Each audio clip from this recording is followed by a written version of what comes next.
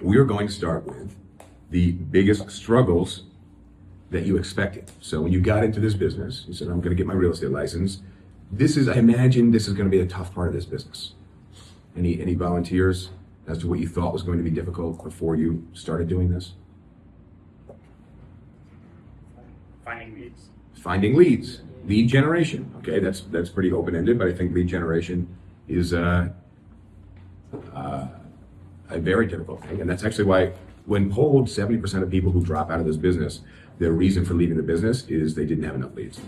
So learning how to generate leads is very important. What else? Staying in contact with all the clients and leads. Following up. If you're not using a CRM, you're not going to last in this business. Okay, you guys come into my office every day saying, hey, Molly just asked me about this. I'm like, who the hell is Molly? And I need contacts. I was just in here 2 hours ago telling you about it. But yeah, but I just did 1,000 things. I sent 40 messages, I had 6 phone calls, and you want me to remember, what floor Molly wants to live on or what exposure she wants? Sorry, man, it's not stuck in my brain. You put Molly into your CRM, you take notes in your CRM. You guys all know the registration form. When you have first contact with your client, that's where you take the notes. If you come to me with a client without that registration form, I got nothing to work off of. What else? Concern when we started or before we started? Yeah. It could be still a present concern because you're pretty new. Finding listings. That is presumably a tough one. I'll give you guys a few more. What were your expectations? Big money. You thought you'd be making a lot of money. That wasn't really a fear, but a lot of people get into this business thinking people in this business are very successful. Right? I should be able to. I'm a pretty smart person. I can figure this out. Expectations, making phone calls. A lot of people are afraid to make phone calls. Right? Cold calling. Everybody who asks me about do you do any cold calling when I interview with them? It's because they're afraid of making cold calls. That is a part of this business. You have to call people up. Going to events. Not a people person. Got to go to events, and not just real estate events. You got to meet people. Right? You got to go to the Elks Club or 4-H, or you got to go to church, or you got to go to chess club. You got to meet people.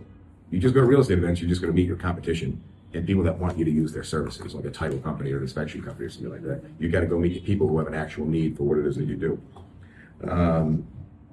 Forced consistency. You will have to force yourself to be consistent. That is the reality of this business. If you're not here, how many people are not here that you see on a regular basis? I have not messaged them this morning saying, hey, are you going to come in? I'm not messaging them now saying, where are you? That's on them. And if they don't feel compelled to get here, if the rain is a deterrent to them, then they're going to have a really tough time in this business. Stress. It's 10 o'clock at night, your phone goes off. That's money. You're on vacation. Your broker messages you. It's potentially money. 6 o'clock in the morning, 2 o'clock in the morning, your phone goes off. Do you answer it? I probably wouldn't. I don't know. In the beginning as an agent, I may have.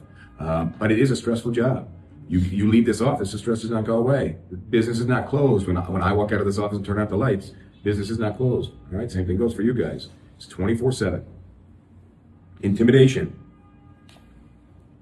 You live in a $2,400 apartment with 5 roommates, and you're going to show a $7,200 one-bedroom apartment.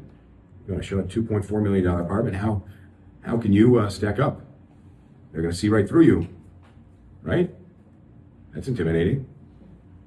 People are going to be asking you questions you're not prepared to answer. That's intimidating. What did I tell you the other day? You think you have to have the answers? I'm like, dude, I have no answers. Especially in like 2025, I know nothing. Okay? I can get all the answers, and I probably have it somewhere in my mind, but like, I'm not ChatGPT, man. Right? Like, the thing is, you can just think about it like an artist, right? Like an artist makes art, but not on demand, right? ChatGPT gives you answers on demand. It gives you art on demand. Okay? I might be the person that has the information, but I gotta go look it up, look through my notes, do a little research, right? Nobody expects you to have all the answers these days. It's just how confidently you deal with not having the answers. Organization. Organization is something that you guys need to stay on top of. It's very easy for it all to unravel, especially if you go on vacation. You come back, you got a zillion messages, and you didn't check them when you were on vacation. If that ever happens again, you go on vacation and you're unable, there's a couple types of vacation. One, you have access to your phone, you're taking phone calls, text messages. The other one is you're like, I'm going to be in a submarine 1 mile below the surface of the ocean, no cell phone reception down there, trust me. Actually, don't trust me. Maybe there is. I've been on a submarine before. In that case, in that scenario, you have someone else monitor your messages who you would trust to do so. All right. Time management, on top of organization. Time management. All right. Getting to the office on time, getting to your client meetings on time, organizing your day. 10 o'clock to 10:30 every morning, I'm going to do this. 10:30 to noon, I'm going to do this. Noon to 2, I'm going to do this, et cetera, et cetera, et cetera. And then holding yourself accountable for that. Working hard. Working hard. Really easy to not work hard. Really easy to sit at your desk and play casino video games or Candy Crush or roller coaster games or something like that. Or to be sidelined by an Instagram notification or TikTok. Or you just need to have a glass of water before you start working. You get up and get a glass of water, and you're like, well, I better go to the bathroom because why not? You know, when it's almost lunchtime, I think I'll get some lunch. You go out to lunch and you come back and you play a little Instagram. Oh, I got to get back to the thing, but my water's empty. I better refill my water and got to go to the bathroom. And, you know, I'm going to be hungry in a little while. I should probably get a snack, and you've done nothing, all right? Sitting and working hard, uninterrupted, is very difficult to do, especially when you have a million apps and a million things going on. But that's a skill, and you need to be able to do it. Freedom. A lot of people sign up to be a real estate agent because they expect to be free. They don't want to work. Well, maybe down the line, but as a new agent, the tough work comes now. Fame. Right, Kerwin? Some of us sign up for fame. Yeah, they want to be famous. Already started. Already started. Meeting property owners. That's an expectation. A lot of people have been doing this business for a couple of years, never met a single owner. Really easy to do on the rental side of business or the commercial leasing side of business. Gaining market knowledge. A lot of people do this day in and day out. They don't really learn anything. They don't know what the interest rates are. They don't know what appropriate price points are for X style building, X size apartment in X neighborhood. These are things you need to learn. Building your personal brand. You always plan to piggyback off somebody else. You've been doing this for 9 years on somebody else's team, no track record of your own. I don't think so.